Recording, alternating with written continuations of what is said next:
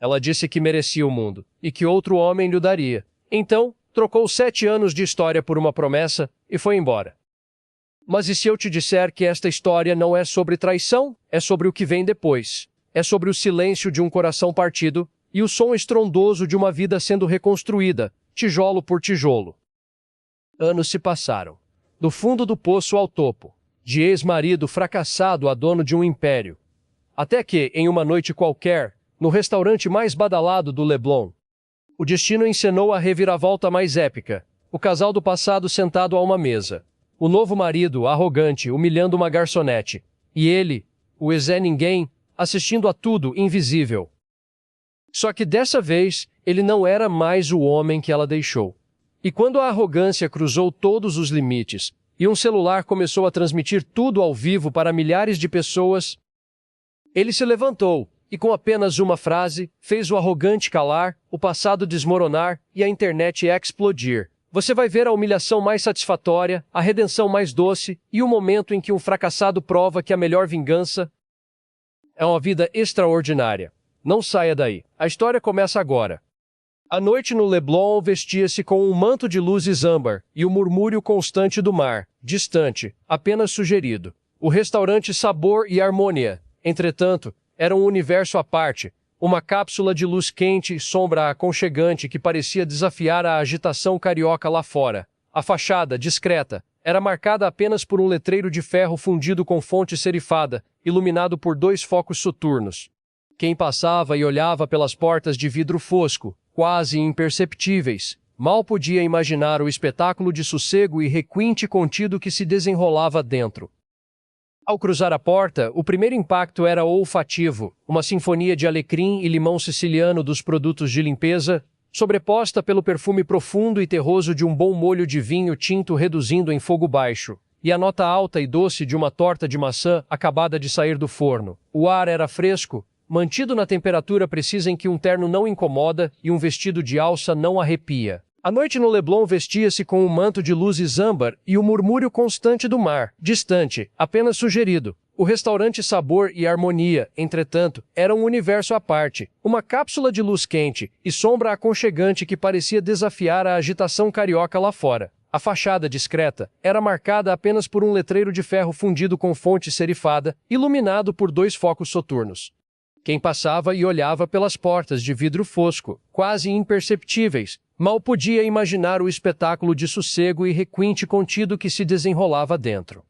Ao cruzar a porta, o primeiro impacto era olfativo, uma sinfonia de alecrim e limão siciliano dos produtos de limpeza, sobreposta pelo perfume profundo e terroso de um bom molho de vinho tinto reduzindo em fogo baixo, e a nota alta e doce de uma torta de maçã acabada de sair do forno. O ar era fresco, mantido na temperatura precisa em que um terno não incomoda e um vestido de alça não arrepia. A iluminação era um estudo de intimidade. Não havia um ponto de luz central, apenas um exército estratégico de luminárias de bronze com abajures de linho cor de pérola, pendentes baixas com lágrimas de cristal sobre cada mesa, e velas reais dentro de globos de vidro, cujas chamas dançavam leves na quase imperceptível corrente do ar-condicionado. Essa luz baixa, suave, parecia acariciar as superfícies. Deslizava sobre as mesas de madeira maciça de demolição, revelando a história em cada nó, cada ranhura, cada variação de tom, um aqui mais claro, lembrando o sol do Nordeste, outro mais escuro, alcatroado pelo tempo. A luz beijava as cadeiras de couro bourbon, envelhecido com dignidade, que sussurravam baixinho quando alguém se movia. Escorria pelas paredes de tijolo à vista, pintadas com uma fina camada de verniz que capturava o brilho das chamas, transformando cada tijolo em um pequeno mosaico dourado. O som ambiente era uma tapeçaria sonora de prosperidade calma.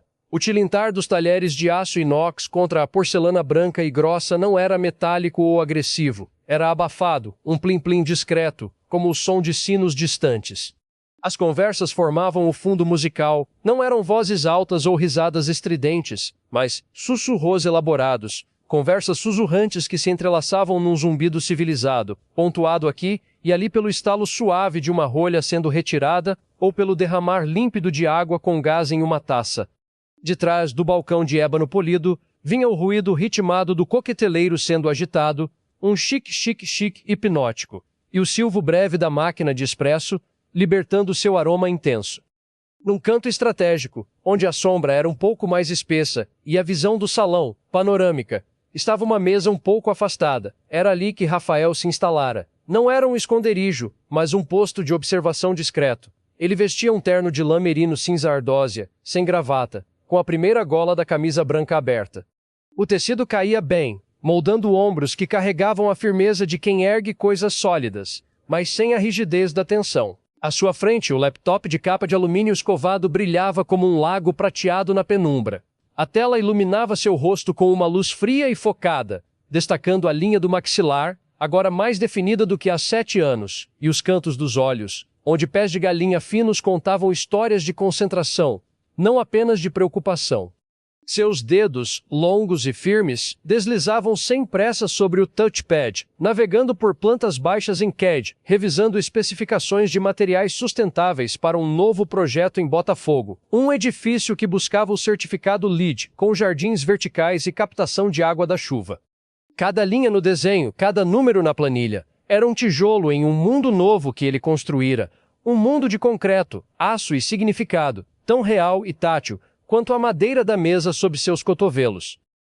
Um garçom, vestindo um waistcoat de tweed bege, aproximou-se silenciosamente, quase deslizando. Colocou na mesa, sem ruído, uma taça de água com uma rodela fina de pepino e um pequeno prato com azeitonas castelvetrano verdes e brilhantes. Rafael agradeceu com um leve aceno de cabeça, sem desviar os olhos da tela. A água ele bebeu. As azeitonas ficaram. Ele estava ali fisicamente, mas sua mente estava entre os cálculos de carga, nas negociações com fornecedores de bambu para o revestimento. Era um homem em paz consigo mesmo, imerso no fruto de seu trabalho, aguardando, com a paciência de quem sabe o valor do que construiu, a mulher com quem dividia essa construção. O Saber and Harmonia respirava em torno dele. E ele, Rafael, era uma peça fundamental, porém tranquila, daquela coreografia perfeita. Até que a música, subitamente, desafinou. Foi então, meus amigos, que o universo, com aquele seu senso de humor particularmente cruel, decidiu reencenar um antigo pesadelo.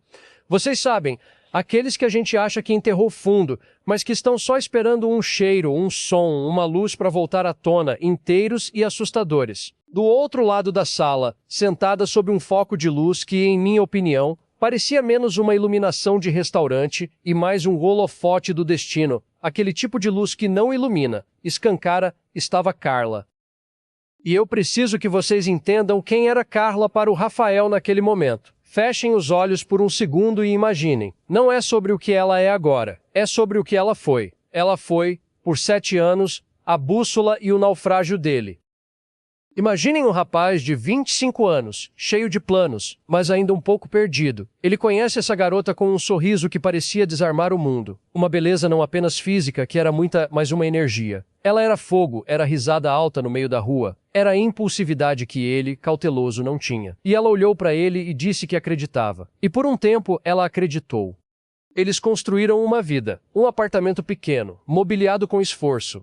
Ele trabalhava em uma construtora, subindo degrau a degrau. Ela sonhava alto, falava em viagens, em carros, em uma casa com vista para o mar. E o Rafael? O Rafael trabalhava o dobro. Chegava em casa exausto, mas com aquele objetivo: dar a ela o mundo que ela dizia merecer. Ele achava que a felicidade dela era a métrica do sucesso dele. Mas, pessoal, tem um tipo de pessoa que não quer construir o mundo ao seu lado. Ela quer que o mundo já esteja pronto e entregue aos seus pés. E apareceu um homem, Henrique, que chegou não com promessas de construção, mas com exibições de conquista. Um carro importado na porta, jantares em restaurantes caríssimos, presentes com etiquetas que doíam aos olhos. E ele dizia a Carla exatamente o que ela queria ouvir. Você merece tudo isso e mais. Eu te dou o mundo. Esse aí só te dá dívidas e promessas vazias. E Carla trocou 7 anos de história por uma promessa de mundo. Ela olhou para o Rafael, para as mãos calejadas dele, para o cansaço nos olhos, e viu pouco. Viu escassez onde havia esforço. E foi embora. Deixou um buraco, uma pergunta que não calava. O que eu tinha de errado? Que faltei?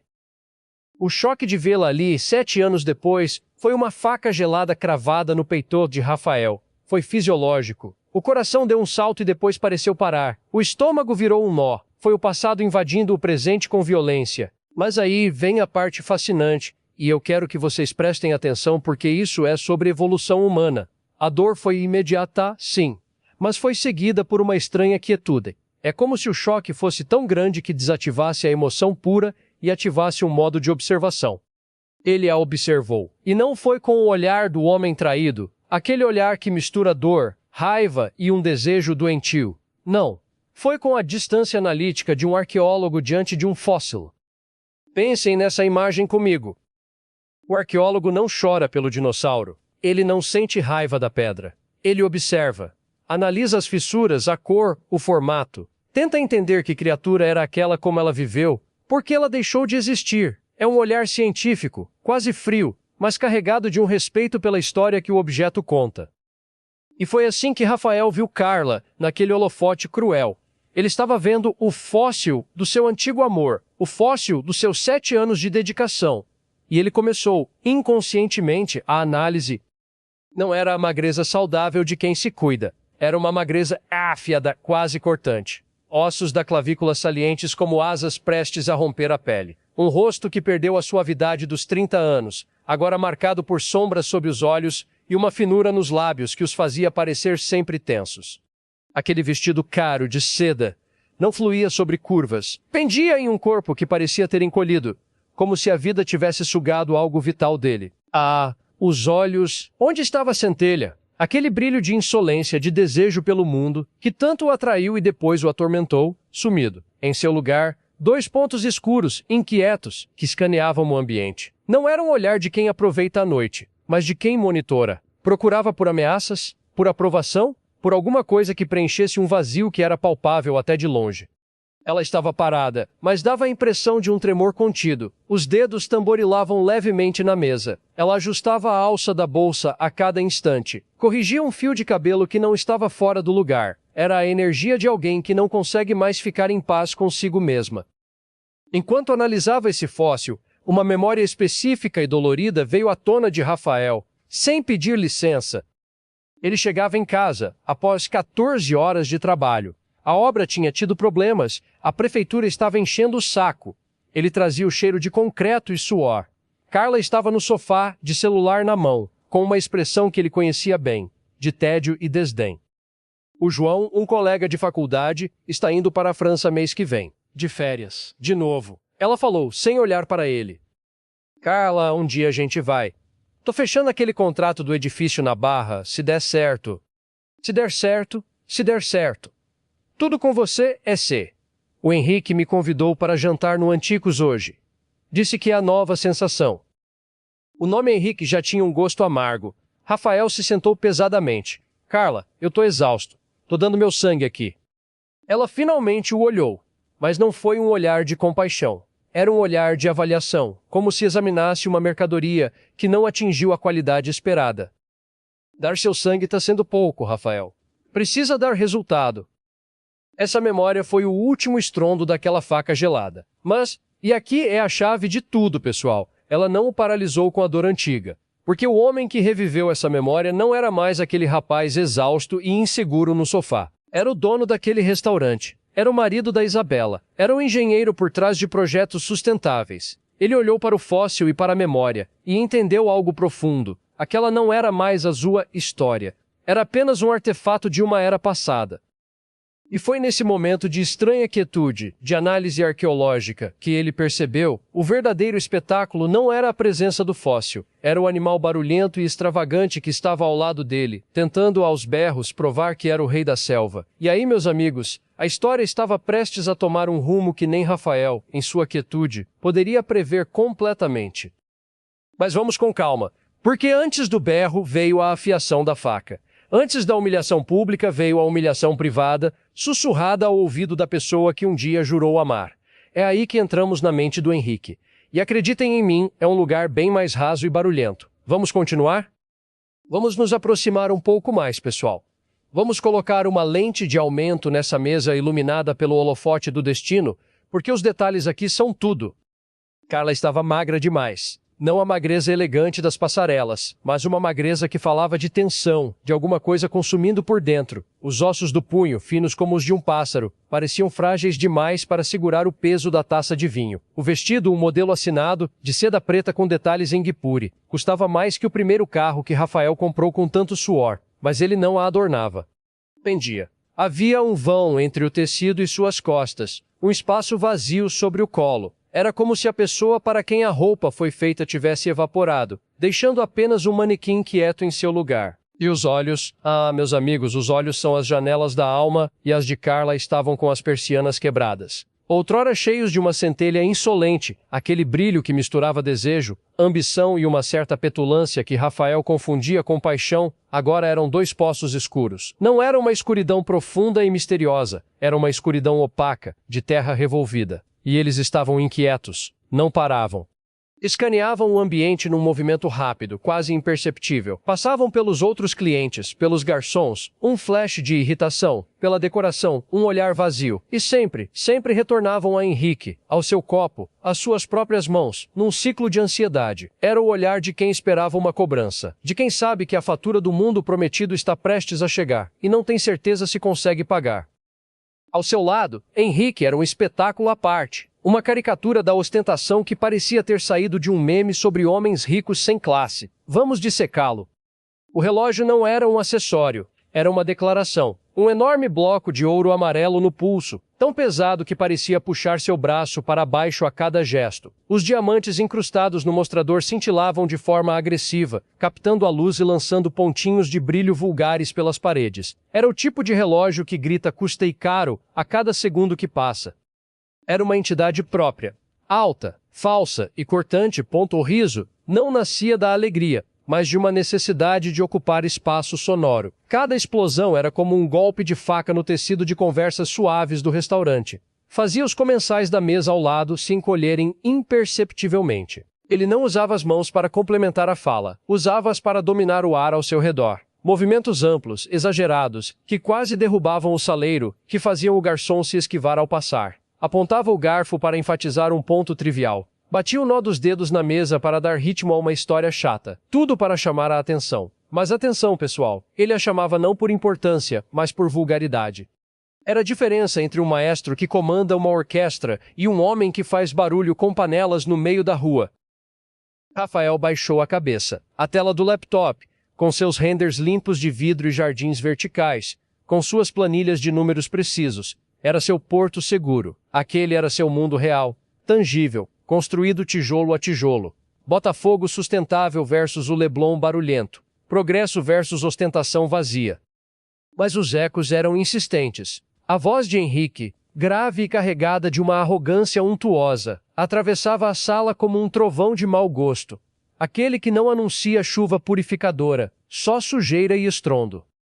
E então, as palavras. Elas chegaram nítidas, envoltas no cheiro de vinho caro e pretensão. E eu disse para ela, meu amor, você merece o mundo, e o mundo você vai ter. Rafael sentiu um formigamento na nuca. Era a mesma frase, a mesma. A isca que fisgou Carla há 7 anos. Henrique continuou, o volume subindo meio tom, transformando a intimidade da mesa em um palco. Diferente daquele Zé Ninguém que você era casada. Zé Ninguém, a palavra, um soco baixo e covarde, ecoou no crânio de Rafael. Era assim que ele era visto. Era isso que ele era para aquela narrativa. Aposto que o coitado hoje deve estar por aí, mendigando uma oportunidade, um fracassado completo. Henrique deu uma golada no vinho, não um gole, um movimento animal, de quem bebe para se umedecer para o próximo round de grosseria.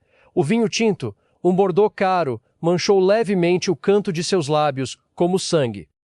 Ele então olhou para Carla, buscando cumplicidade, e proferiu a pérola final, a filosofia de vida do opressor de boutique. Alguns homens nascem para ser tapetes. A gente nasce para pisar neles, né, querida?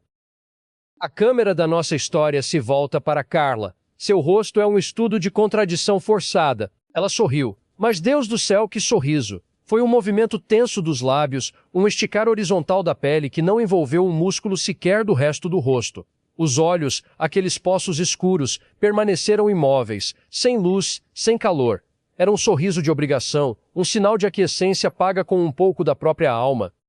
Sua mão direita, sobre a mesa, brincava nervosamente com a alça da bolsa, uma bolsa de couro exótico, outro troféu. Os dedos puxavam a alça, a soltavam, torciam o couro. Era um tique de ansiedade, um vazadouro para a tensão que seu sorriso estático tentava conter. E então, o detalhe mais revelador, aquele que só quem está muito perto ou observando com o olhar de um arqueólogo consegue ver uma fina camada de suor, brilhava em seu upper lip, o pequeno espaço entre o nariz e os lábios. Não era calor, era estresse puro. Era o suor da humilhação consentida, do constrangimento engolido junto com o vinho caro. Dentro de Rafael, a reação foi física, um fantasma do homem que foi.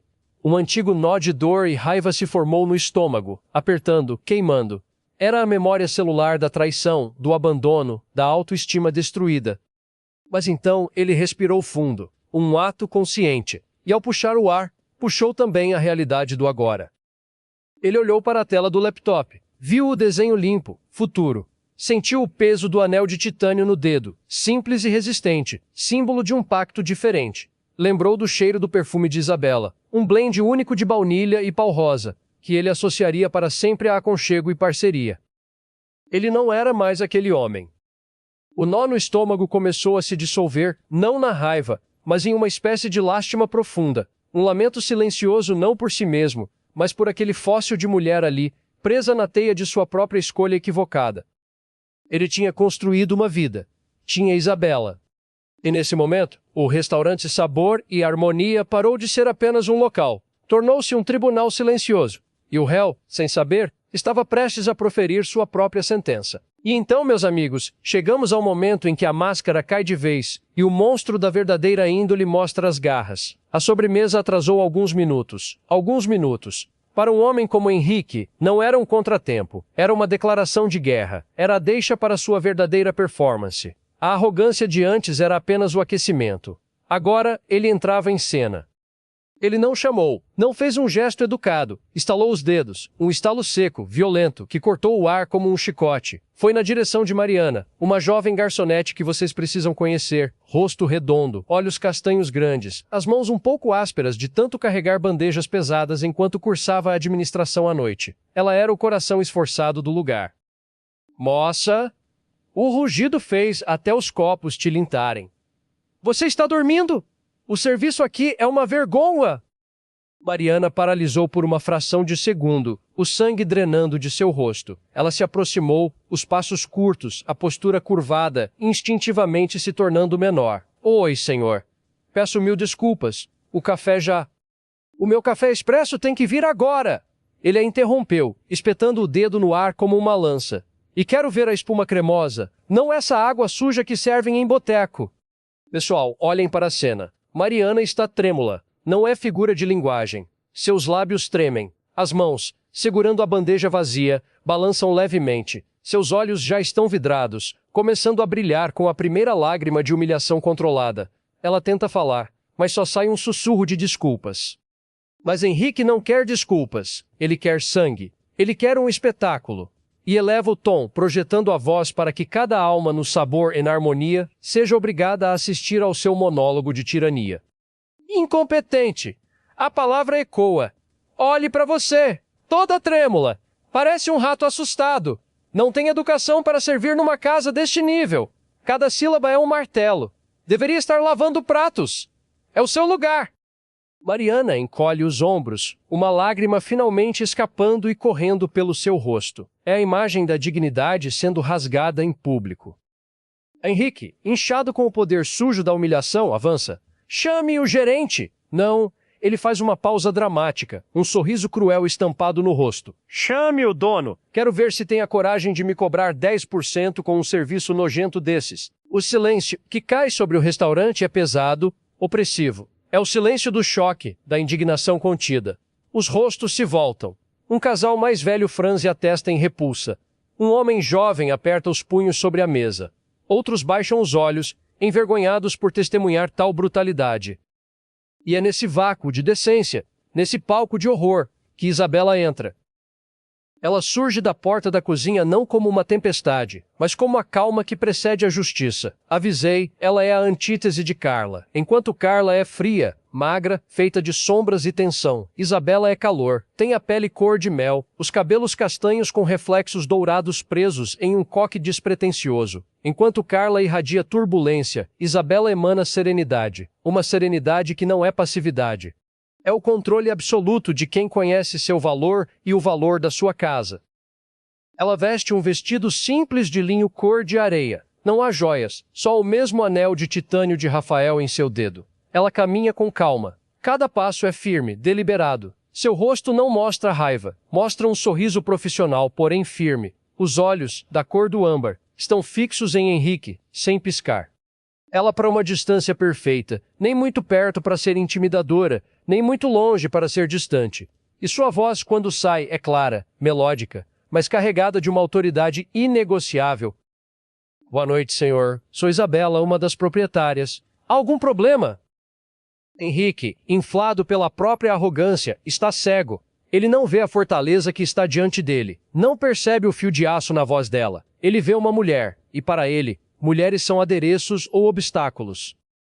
Problema? Ele ri, um som rouco e desagradável. Tudo! Desde a recepcionista, que nem um bom dia me deu, até esta, ele faz um gesto de nojo em direção a Mariana, que agora está encolhida atrás de Isabela como um filhote protegido pela leoa. Esta garçonete que não sabe a diferença entre um expresso e um chorinho. Ele então lança o olhar para Isabela, um olhar que pretende diminuir, dissolver. E você, vem com essa pose de dona? O deboche é grosso. Cadê seu marido? Deve ser outro incompetente. Mantido por você, com certeza.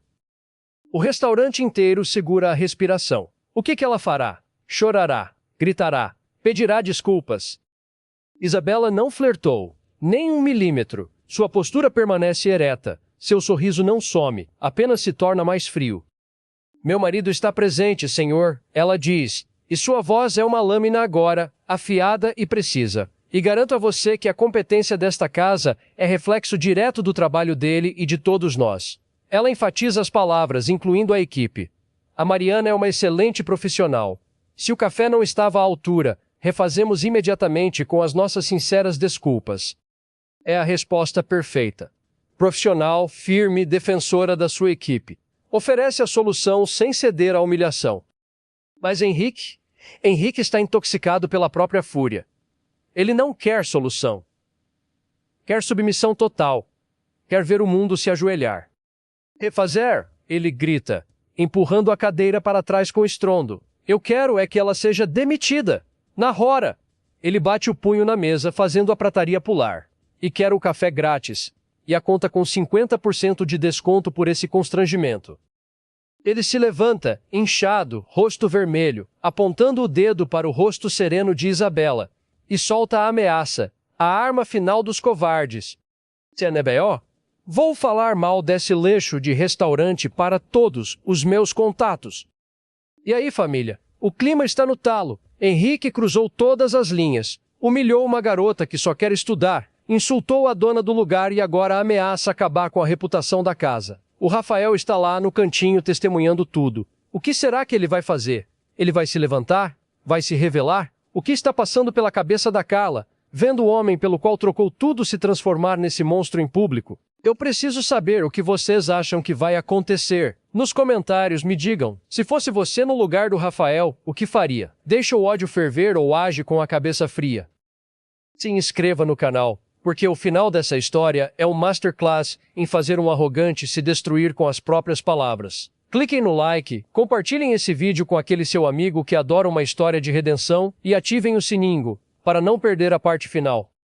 E então, em meio àquele teatro de horrores, um novo personagem entrou em cena sem fazer um só ruído. Um cliente jovem, sentado a 2 mesas de distância, com um corte de cabelo moderno e um olhar aguçado. Ele era um influenciador digital, não dos que gritam para vender, mas dos que observam para contar histórias. Seu nome era Léo, e seu canal no Instagram, Cenas Cariocas, era famoso por flagrantes reais da cidade. Indignado, com um nó de repulsa no estômago, Léo não pensou 2 vezes. Com a discrição de um espião, ele posicionou discretamente o celular sobre o aparador de pão, o ângulo perfeito para capturar Henrique, Isabela e a mesa ao fundo. Um toque na tela, e a luz vermelha minúscula acendeu. Ao vivo. A legenda que ele digitou com dedos rápidos era um gancho e um julgamento. Homem rico, humilhando garçonete e dona de restaurante, nobre no Leblon. Isso é aceitável. Ele sabia que a palavra rico e Leblon geravam engajamento. Mas a questão moral era real. A transmissão começou a sugar espectadores como um redemoinho. Enquanto isso, o epicentro de tudo, Rafael, da sua mesa no canto, observava. Não era mais uma observação passiva, era uma análise tática. Seus olhos, agora frios e calculistas, capturaram cada microdetonador. A mão de Carla, quando ela, tentando se ancorar em algo, levou o copo d'água aos lábios. A mão tremia. Não era um tremor sutil. Era um tremor visível, quase convulsivo, que fazia a água dançar perigosamente na borda do cristal. Era o corpo falando o que a boca não ousava. Pavor. Ele se fixou nela por um segundo.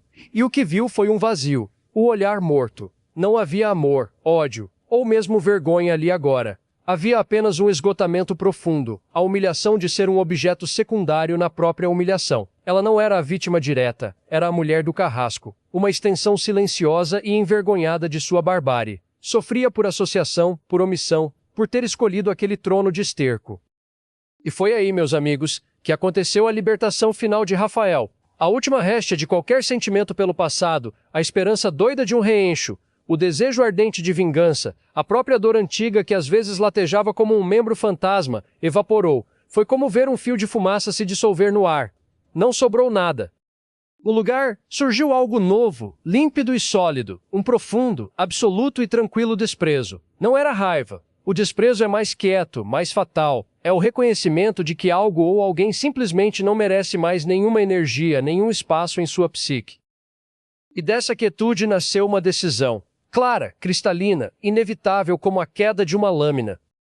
Ele não fechou o laptop com um golpe. Fechou-o calmamente. O clique suave do encaixe foi o único som em seu microcosmo. Então, ergueu-se. E ao se levantar, toda a anatomia da sua nova vida se revelou. O terno sob medida de lã finíssima não apenas o vestia, o arquitetava. Caía em linhas retas e perfeitas, alongando sua silhueta, sussurrando qualidade inquestionável. A postura confiante não era uma pose. Era a estrutura óssea de um homem que carregava o peso de suas conquistas sem se curvar. Tudo nele, o drapeado do tecido, o ângulo do queixo, a calma nos ombros, gritava uma autoridade silenciosa, uma autoridade que não precisa de decibéis, que nasce do respeito próprio e do respeito que se conquista. Era o antípoda absoluto da autoridade vazia e gritante de Henrique. Ele começou a caminhar. Não foi uma marcha irada, nem um desfile triunfal. Foi uma progressão. Um movimento fluido e determinado que cortou o espaço do restaurante. E à medida que ele avançava, um fenômeno acontecia. O restaurante inteiro prendeu a respiração. O silêncio já existia, mas agora ele se aprofundou, tornou-se eletrizado. Os clientes viraram as cabeças em câmera lenta. A garçonete Mariana, ainda com o rosto manchado de lágrimas, abriu os olhos arregalados. Isabela, no centro do furacão, sentiu, mais do que viu, a mudança na atmosfera. E seus olhos âmbar encontraram os de Rafael por uma fração de segundo. Neles, ela não leu fúria, leu controle. E isso a acalmou mais do que qualquer palavra. A câmera do celular de Léo, ainda transmitindo ao vivo, mudou de ângulo. O enquadramento agora capturava a figura imponente e serena de Rafael se aproximando, suas costas largas preenchendo a tela, enquanto a figura gesticulante e vermelha de Henrique permanecia ao fundo. Os comentários na live começaram a explodir. Quem é esse? Olha a postura. Chegou o dono do pedaço. Tá armado o circo? Henrique, ainda inflado como um sapo, viu a aproximação. Mas sua visão de mundo é distorcida pelo ego. Ele não viu autoridade. Viu um intruso. Um espectador ousando invadir seu palco. Seus olhos injetados de raiva percorreram Rafael do pé à cabeça, tentando e falhando em categorizá-lo como uma ameaça. Quando Rafael parou a uma distância perfeita, nem muito perto, nem muito longe, Henrique cuspiu as palavras, tentando retomar o controle do espetáculo. E você, quem é? Vai se meter também? A voz de Henrique era áspera, carregada de um desafio patético. Ele fez uma pausa, olhou para Isabela, depois de volta para Rafael, e soltou o que achou que seria um golpe devastador, um aceno à sua própria teoria distorcida. Vai pagar a conta para defendê-las?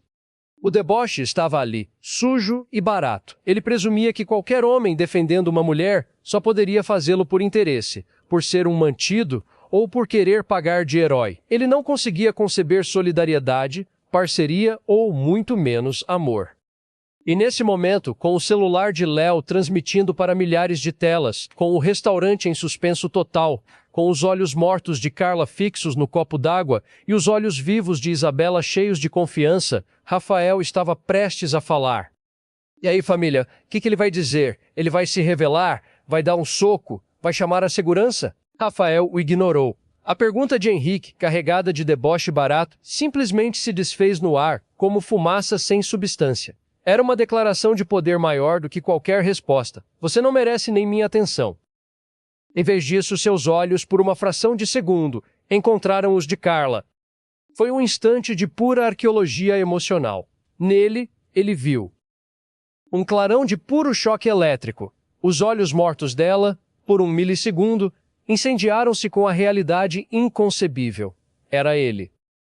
A contração das pupilas, o leve arregalar. A impossibilidade de processar que o fracassado estava ali, naquele templo de seu suposto novo mundo. A vergonha, o rubor que subiu do pescoço até as maçãs do rosto, um calor visível de humilhação retroativa. Era a vergonha de todas as escolhas, condensada naquele olhar. O súbito entendimento de que seu porto seguro era uma ilusão, e que o farol que ela abandonara agora brilhava com uma luz que a cegava. Ela engoliu seco. O movimento do pomo de Adão era visível e difícil. Parecendo querer desaparecer na poltrona, seu corpo encolheu, tentando fundir-se ao couro, tornando-se invisível. Satisfeito com a constatação final de que ela era uma prisioneira, não uma rainha, Rafael se virou para Henrique. O movimento foi lento, deliberado. E então ele falou. Sua voz não foi elevada. Não foi um sussurro. Foi calma e clara, projetada não para gritar, mas para ser ouvida. E ela cortou o ar como um diamante, afiada, precisa, inegável e de valor imensurável. Henrique, começou ele, usando o nome como um fato, não um insulto. Eu sou o Zé Ninguém. O fracassado.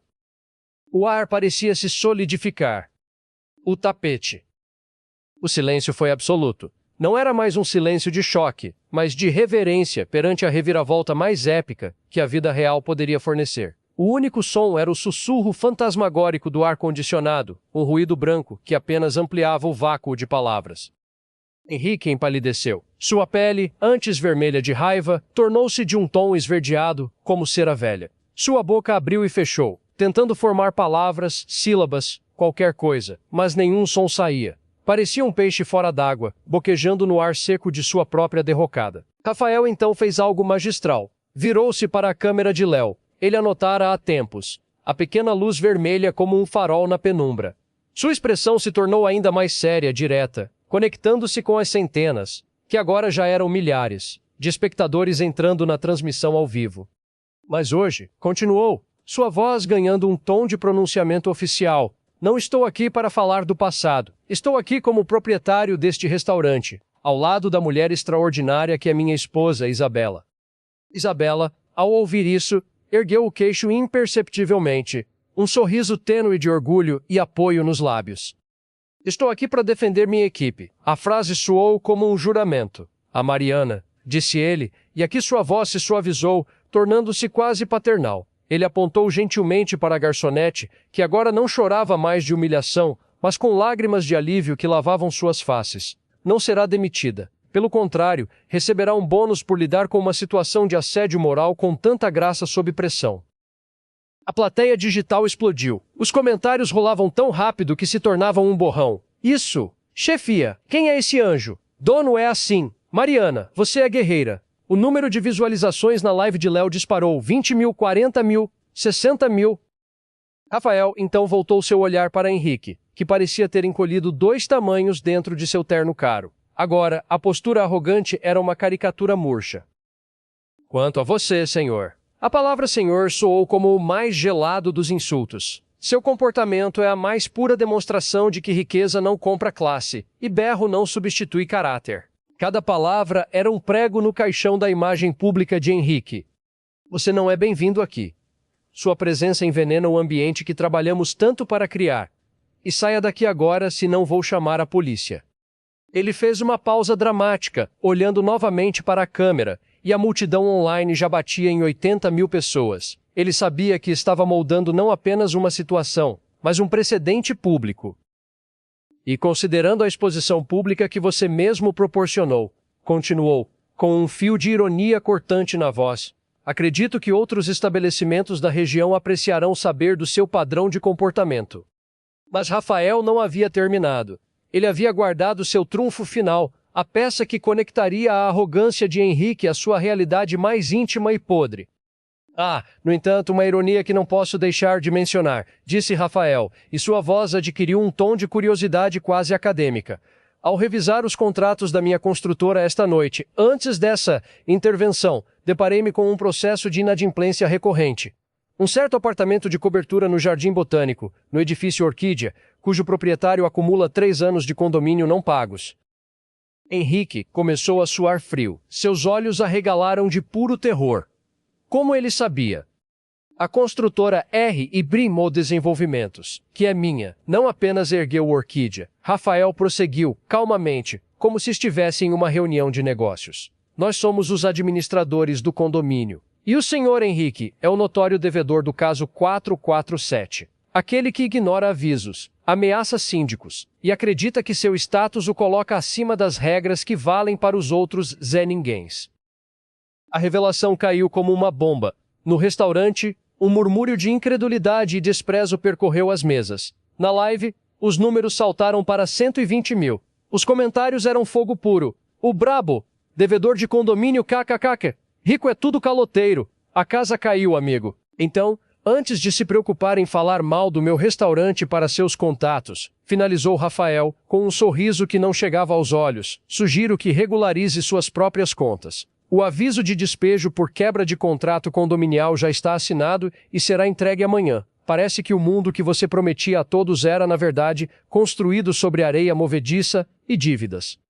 A humilhação agora era completa, total, estratosférica. Não era apenas uma expulsão, era um desnudamento público. A fachada do homem rico e poderoso ruiu, revelando o caloteiro, o arrogante, o pequeno tirano doméstico que vivia de aparências.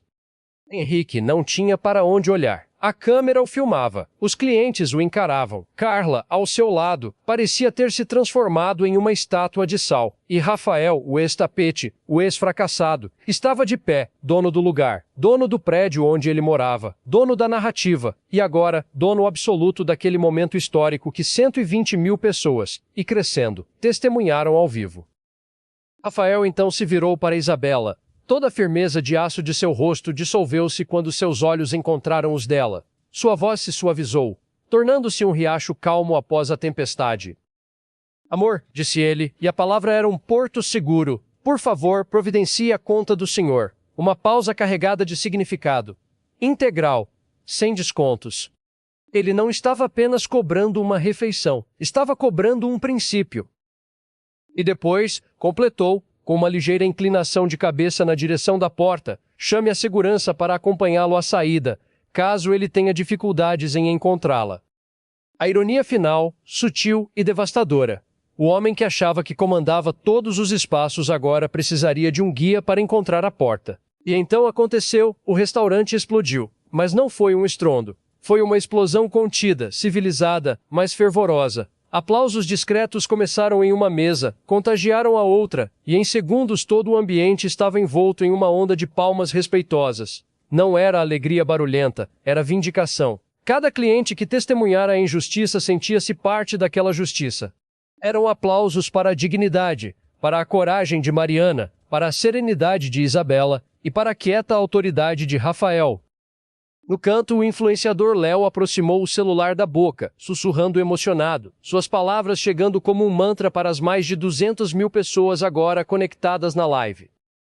Isso é dignidade, pessoal. Isso é chefia. O homem não revidou com ódio, não baixou ao nível. Ele virou o jogo com classe. Anotem, sabor e harmônia, Leblon. É isso que a gente apoia. Henrique estava lívido. Sua pele tinha a cor de cinzas úmidas. Suando frio, as manchas de transpiração formando mapas de pânico sob os braços de sua camisa cara. Ele tentou falar, gaguejou algo incoerente. Vou processar, meu advogado, conheço o prefeito, mas suas palavras se perderam no vácuo de sua própria desmoralização. Eram sussurros de um fantasma que ninguém mais ouvia. Ele pagou a conta em silêncio, as mãos trêmulas quase não conseguindo inserir o cartão na maquininha. E então, sem olhar para ninguém, quase correu para a saída, puxando Carla pelo braço com uma força bruta, como se arrastando o último troféu quebrado de sua derrota. Carla, porém, na porta deu uma última olhada para trás. Seus olhos, ainda os poços escuros, mas agora com um brilho diferente, de lucidez amarga, encontraram os de Rafael. E ele não estava sozinho. Estava de braços dados com Isabela, que se erguia na ponta dos pés para sussurrar algo no ouvido dele. O que quer que tenha sido, fez um sorriso brotar no rosto de Rafael. Aquele sorriso era genuíno, desimpedido, cheio de vida e de amor. Não era dirigido a ela. Era a expressão espontânea de um homem completo em seu presente. E foi a sentença final. Nele, Carla não viu ódio, não viu o triunfo mesquinho que talvez ela esperasse. Viu apenas indiferença. A indiferença que é o oposto do amor, mas também o oposto do ódio. É o esquecimento ativo. Ele a viu, mas ela já não era parte de seu mundo. Ela era um fantasma, e ele havia seguido em frente para uma vida plena. Fora do restaurante, sob as luzes artificiais e douradas do Leblon, a farsa desabou de vez. Henrique a puxou bruscamente. Você sabia que era ele e não falou nada. Me fez de palhaço. Sua voz era um rosnado de humilhação transformada em raiva. Carla o olhou, e pela primeira vez em anos, algo que parecia extinto acendeu em seus olhos. Uma centelha da mulher orgulhosa, teimosa e viva que ela fora e que havia se perdido. Palhaço! Ela repetiu, com uma calma aterradora que fez Henrique recuar um passo. Você sempre foi. A voz dela era clara, sem tremor. Só que eu estava tão cega pelo mundo que você prometeu, que não via que era um mundo feito de plástico e gritaria. E então, com uma decisão que parecia libertar 7 anos de opressão, ela soltou o braço dele. O gesto foi simples, mas final. Acabou, Henrique. Ela se virou e começou a caminhar, deixando-o sozinho na calçada, um homem rico, podre e vazio, diante das portas fechadas do mundo que ele pensava comandar. Dentro do restaurante, a vida respirava novamente. A música ambiente, antes abafada pelo drama, agora fluía suave. Rafael abraçou Isabela forte, enterrando o rosto no cabelo dela, respirando o cheiro que significava casa. Desculpe por trazer esse passado para o nosso lugar, sussurrou ele, sua voz um pouco rouca pela emoção contida. Isabela encostou a cabeça no ombro dele, seu abraço sendo um porto seguro. Você não trouxe. Ela corrigiu, suavemente. Você enterrou ele, de uma vez por todas, com a dignidade que ele nunca teve. Na transmissão ao vivo, que agora alcançava 500 mil de visualizações e viralizava em todas as redes, o título havia sido editado pela sabedoria da multidão. Já não era uma pergunta, era uma declaração triunfante, um novo folclore urbano nascendo naquela noite. Ex-marido, fracassado, dono de restaurante humilha milionário, arrogante ao vivo. A humilhação final, concluída. Ela não foi gritada, não foi esfregada. Foi sussurrada pela reviravolta implacável do destino e pela quieta, inabalável vitória de um homem que, no fundo do poço, escolheu construir, tijolo a tijolo, em vez de se destruir. E naquela noite, ao sentir o abraço de Isabela e o respeito silencioso de sua equipe e clientes, Rafael soube. A última página do livro antigo não tinha virado com o estrondo de uma vingança. Tinha virado com o silêncio solene de uma paz finalmente conquistada. E aí, família? Que história, meu povo! Se tem uma lição que fica, é essa: a maior revanche não é destruir quem te subestimou. É construir uma vida tão incrível que a única coisa que sobra para o seu passado é assistir, de longe, sem poder tocá-la. O Rafael não precisou de ódio. Ele usou resiliência, trabalho e amor próprio. E no final, o castelo de cartas do arrogante desabou sozinho, diante de todo mundo. Isso aqui é mais do que um drama, é um manual. Se você está passando por uma traição, por uma humilhação, por alguém que te fez acreditar que você era pouco, Nazal desista de você. Foque no seu crescimento, na sua paz, no seu propósito. O tempo e o seu caráter são os seus maiores aliados. E agora, me conta aí, nos comentários. O que você achou do final? Para quem você torcia? Qual cena te marcou mais? Debate aí. Se essa história te tocou, se te deu aquele gás para continuar sua própria batalha. Deixe seu like, porque ajuda essa história a chegar em mais gente que precisa dessa mensagem. Comenta e compartilha. Espalhe essa lição de vida nos seus stories, marca aquele amigo que está passando por algo parecido. E o mais importante, se inscreva no canal e ativa o sininho, porque toda semana eu trago uma história real assim, cheia de reviravolta, emoção e lições que a vida ensina. Um abraço forte, família. Até a próxima história. Lembrem-se, a melhor resposta está na pessoa incrível que você decide se tornar.